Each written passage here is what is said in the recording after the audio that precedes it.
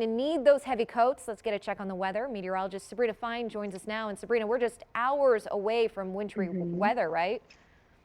That is correct. Yeah, I was thinking that winter coats, you're definitely going to need those along with the earmuffs and the scarves, the gloves. Make sure you send the kiddos out to school with that because by the time you pick them up, that's when we're getting close to that snow beginning to fall. I have been in contact, by the way, with the National Weather Service, and they are holding off on putting out the weather advisory, the winter weather advisory, but it should come out most likely. I think they're waiting to see another round of models come on down.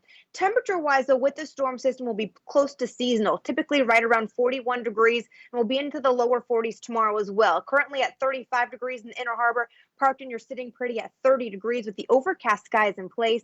No rainfall just quite yet, but this will change. You can see this massive storm system found further out to the west. The timing of the warm air mass that will be in the mid levels of the atmosphere is really key here for whether we're going to see more snowfall or whether we're going to see the snow melt to rain, and then as it approaches the ground and hits the ground, it begins to freeze. So one thing we know for certain is that it will be seasonal and the precipitation will begin to fall in the evening, most likely right around your evening commute at 5 o'clock. So most of your day is dry and just cloudy. And then it should begin to end when we get close to about Tuesday morning. We'll turn it over to just scattered showers throughout the area. Fairly wet, wintry mix as we're going to start to see a lot of that freezing precipitation now beginning to melt with temperatures coming up throughout the day. Breaking down the timing for you, notice when we started you off in the morning, there was no rain on the screen. It was simply clouds. But when we fast forward to 5 o'clock, oh, my friends, look at that blue coming on into Towson through Baltimore. This is the snow. Now, this model is indicating that that warmer air will be found from, say, Severn and Annapolis, and that's why you're going to see some of the rainfall.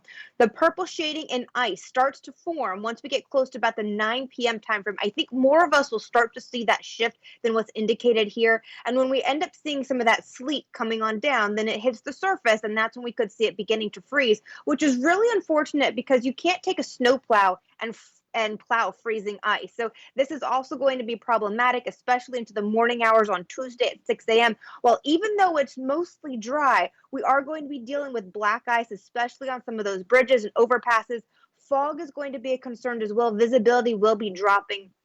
And I do think we'll continue to watch for the scattered showers, which is why I would not be surprised if some schools maybe held a late start to the day by 9 a.m., still looking at some of the scattered showers, maybe even the heavier ice accumulation further to the north. So if you're in Hampstead, Bel Air, notice some of the thicker ice accumulations there throughout the day on your Tuesday. And then I think we'll end up seeing another storm system on down as well. Watch this model here as we fast forward you into Wednesday night. We yet again see another round of snow. So stock up on the salt. You will need it not only to put down tomorrow, but as well Wednesday. You can see the snow rolling through. It should get out of the area by Thursday at around 9 a.m. So here it all is in a nutshell for you with the snow, sleet, and freezing rain.